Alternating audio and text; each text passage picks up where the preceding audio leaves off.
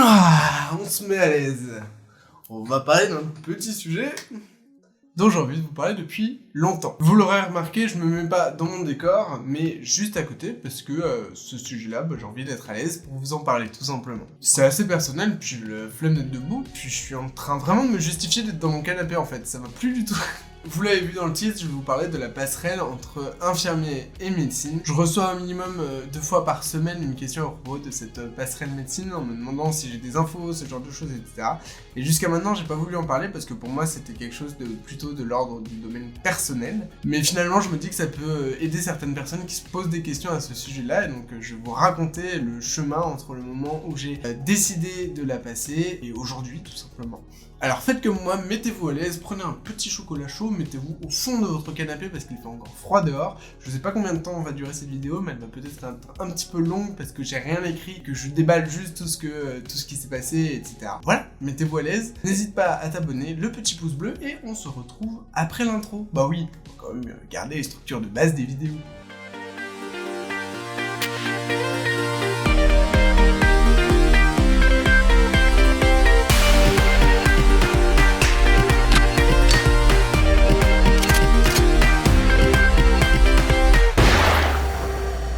Cette histoire remonte à il y a fort longtemps. Pas du tout, c'était l'année dernière.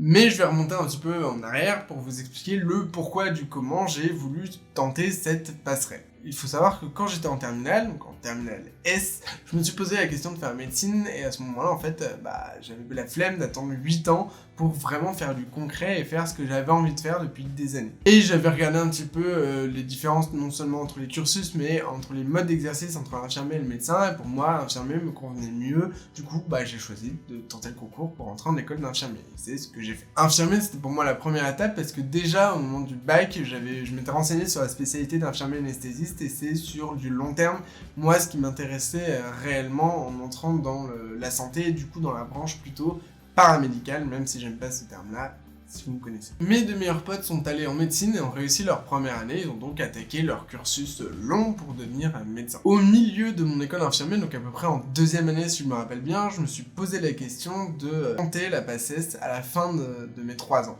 Grosse remise en question de ma part, est-ce que j'étais pas en train de passer à côté de quelque chose? Est-ce que ça valait pas le coup de faire le métier qui était au sommet de la pyramide, comme disait mon cher grand-père? Est-ce que ça ne valait pas le coup que j'aille au bout de mes capacités parce que j'avais les capacités de devenir médecin, comme disait mon cher grand-père également? En fait, à ce moment-là, je me rabaissais complètement et je me disais, putain, mais t'es en train de faire un métier où tu pourrais faire mieux que ça. Vraiment, c'était le truc que j'entendais de tous les côtés et je me rabaissais à ce moment-là. Alors déjà, petit spoiler, mais c'est du gros bullshit de parler de pyramide entre l'infirmier et le médecin, ça fonctionne absolument pas comme ça. J'en parlerai plus dans ma vidéo sur la relation infirmier-médecin. Bref, mais en 2e année, j'étais tiraillé, je me faisais du mal avec ça parce que j'avais même commencé à bosser le programme de PACES de Lyon Sud parce que c'est là que j'aurais tenté ma P1 si jamais j'enchaînais après mon diplôme. Voilà, j'étais complètement perdu à ce moment-là. Et donc, l'année de mon diplôme, en 2017, en mars 2017 très exactement, sort le décret autorisant les infirmiers justifiant de 2 ans d'expérience à tenter la passerelle pour rentrer en 2e ou en 3e année de médecine.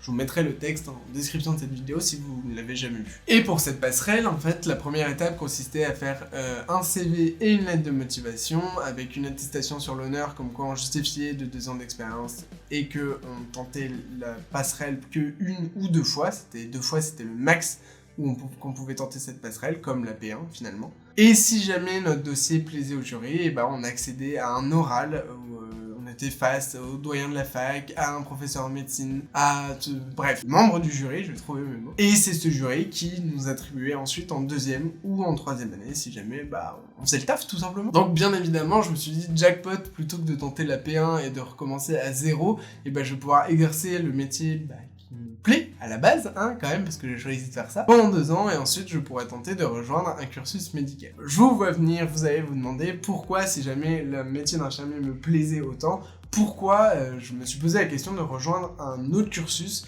alors que j'étais bien dans ce que je faisais. Vous avez entièrement raison, j'y reviendrai un peu plus tard. Pour ceux qui nous suivent depuis un moment, j'ai donc entamé mon parcours professionnel, donc urgence pédiatrique dans un premier temps, puis réanimation pédiatrique. Il faut savoir que cette passerelle existe depuis des années pour les masters, donc les écoles de commerce, les ingénieurs, mais que jusqu'à maintenant, elle n'était pas ouverte aux infirmiers, et parce qu'à cause de notre niveau licence. Donc maintenant, ils l'ont ouverte avec un exercice professionnel pour amener à peu près aux 5 ans post-bac en gros. Et c'est en réanimation pédiatrique que je tente la passerelle de médecine la première fois. Et c'est un cuisant échec, je ne suis absolument pas reçu à l'oral. Je me fais arrêter dès le dossier, on me refuse avec un petit mot gentil que je veux pas le taf. En gros c'était ça, c'était un petit mot gentil mais pour me dire que non, il me prenait pas. Et à ce moment-là, je me suis dit tant pis, je retente l'année prochaine et je tente en même temps les concours d'infirmier anesthésiste. Si vous avez suivi le début de cette vidéo, c'est quand même mon ambition première de faire infirmier anesthésiste. Donc je me dis, pof, l'année prochaine je tente les deux et on verra bien. Je modifie ma lettre de motivation avec mon chef de service de l'époque qui me conseille sur la forme, etc.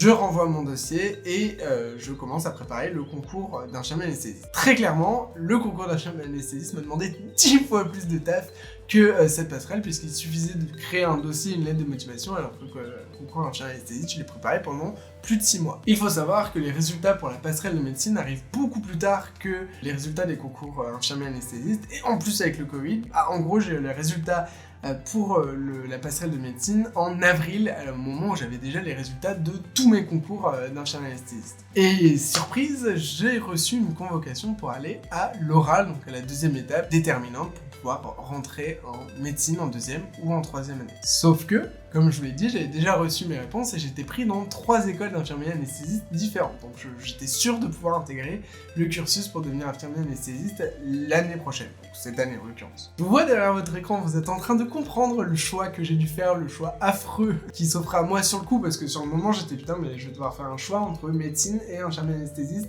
les 2 trucs que j'ai le plus envie de faire dans ma vie, que je croyais avoir le plus envie de faire dans ma vie. Vous allez voir. L'avantage, c'est que quand j'avais eu le premier échec pour la passerelle pour médecine, ça m'avait permis de me reposer la question de pourquoi je voulais absolument faire médecine. Pourquoi je faisais cette passerelle-là, alors que j'avais un parcours qui était cohérent depuis la sortie du bac. Pourquoi, alors que ça fait 5 ans que je fais infirmier anesthésiste, pourquoi j'ai envie de rejoindre une voie qui est complètement différente. Pour une fois, j'ai été studieux et organisé, et j'ai fait une espèce de tableau avec 3 colonnes, une colonne des besoins au niveau de l'épanouissement professionnel et personnel, une colonne médecine et une colonne infirmier anesthésiste. Dans les besoins, j'ai listé tout ce qui était important pour moi au niveau du travail et au niveau personnel, pour que je sois épanoui toute ma vie, parce que je vous rappelle que c'est quand même l'objectif dans un travail, c'est d'être épanoui dans son travail, parce que c'est au travail qu'on va passer le plus de temps dans notre vie, malheureusement. Mais bon, voilà, pour moi, c'était vraiment hyper important que je sois épanoui toute ma vie et pas juste quelques années. Donc j'ai vraiment fait une projection sur le long terme pour voir qu'est-ce qui pourrait m'apporter le plus de bonheur, tout simplement, au travail, entre le métier d'infirmier anesthésiste et le métier de médecin. Je vous rassure, j'ai absolument rien inventé, c'est une technique qui a un nom et qui est utilisée pour l'orientation scolaire, c'est qu'on m'avait suggéré ou j'avais lu sur internet, je sais plus. Je l'ai absolument pas inventée, mais je peux vous dire qu'elle est efficace. Vraiment, ça a mis une lumière définitive sur mon choix. Et je me suis très vite rendu compte que ce qui m'attirait dans médecine, c'était absolument pas vital pour mon épanouissement personnel à ce stade de ma vie. Si j'avais fait ce tableau en terminale, il aurait été forcément différent, mais il y a plus de 5 ans qui étaient passés entre les deux. Mais de toute façon, je suis pas du genre à ressasser le passé et à vouloir refaire le passé. Donc de toute façon, ce choix-là, je le faisais maintenant à 23 ans et non à 18 ans en sortie de bac. Et là, je prenais en compte le fait que j'avais fait 3 ans d'études, que j'étais prêt en école d'infirmier anesthésiste, ce genre de choses. Donc je faisais vraiment ce choix par rapport à là où j'étais de ma vie à ce moment-là. Donc ce tableau, je l'ai fait en prenant en compte mon âge, mes études, ma famille, mes ambitions personnelles, professionnel etc. que j'avais à ce moment-là. Et absolument tout montrer dans ce tableau que c'était le métier d'infirmier anesthésiste qui me permettrait de m'épanouir le plus sur absolument tous les plans que j'ai décrits plus tôt. Et le truc, c'est que mes vidéos rentraient dans la balance parce que si j'avais dû faire médecine, j'aurais dû mettre de côté ce plan qui était pour moi, qui est pour moi hyper important dans ma vie. Donc ça a forcément aussi peser dans la balance. Bref, et donc en fait, je me suis absolument pas présenté à cet oral. J'y suis pas allé. Certains m'ont dit, vas-y, fais les choses jusqu'au bout, tu seras content de l'avoir fait et tout, mais en fait, non. Je prenais la décision de faire infirmier anesthésiste, c'est-à-dire que je mettais dès maintenant, il me croit sur ce projet de médecine et il fallait pas que je le fasse pour prouver quoi que ce soit.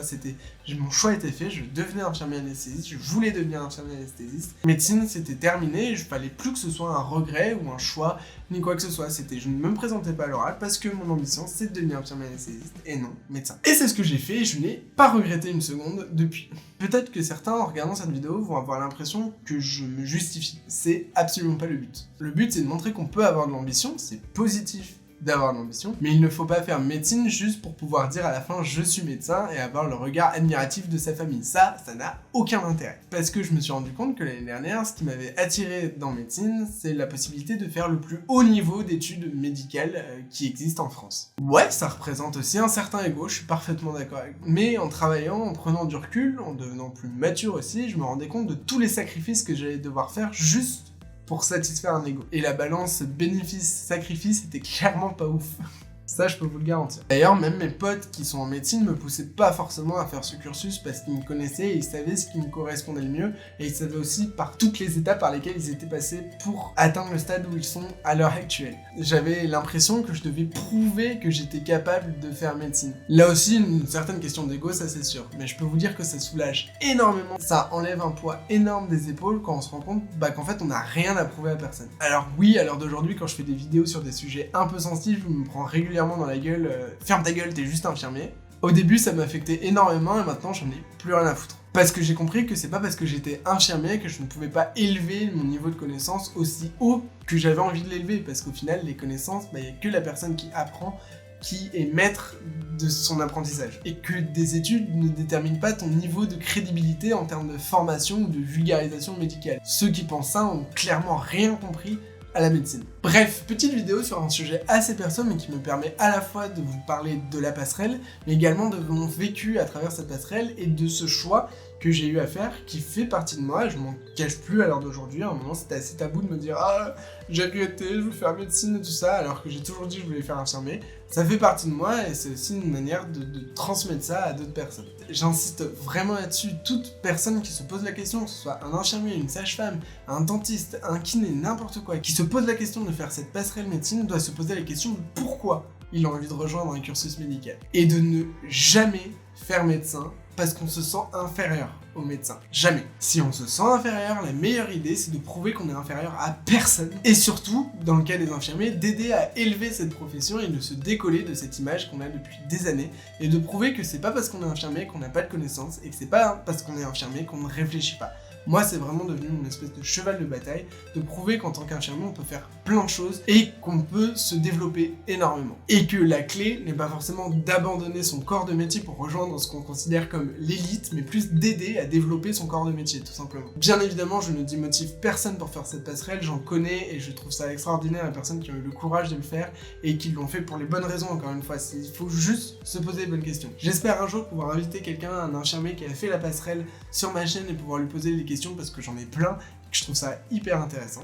Mais voilà, ne faites pas un choix que vous pourrez regretter plus tard. Moi, je suis très content de mon choix et je ne reviendrai jamais là-dessus et voilà. Je suis très content comme ça. Voilà, vous savez tout, je suis extrêmement soulagé d'avoir trouvé la réponse à ma question qui me trotte dans la tête depuis 3 ans et d'avoir pu faire ce choix et d'être épanoui dans ce choix-là. Vraiment, c'est quelque chose que je regrette absolument pas et que je sais que je ne regretterai absolument pas aussi. N'hésite pas à partager cette vidéo si elle peut aider un de tes proches dans cette décision, dans cette hésitation pour faire médecine ou tout simplement si elle a des interrogations sur la passerelle. Sur mon Discord, il y aura un salon dédié pour les passerelles et pour qu'on puisse échanger et moi j'interviendrai aussi sur ce salon pour pouvoir donner des conseils et répondre aux questions si vous en avez. Le lien est dans ma description. Je vous dis à la prochaine, salut!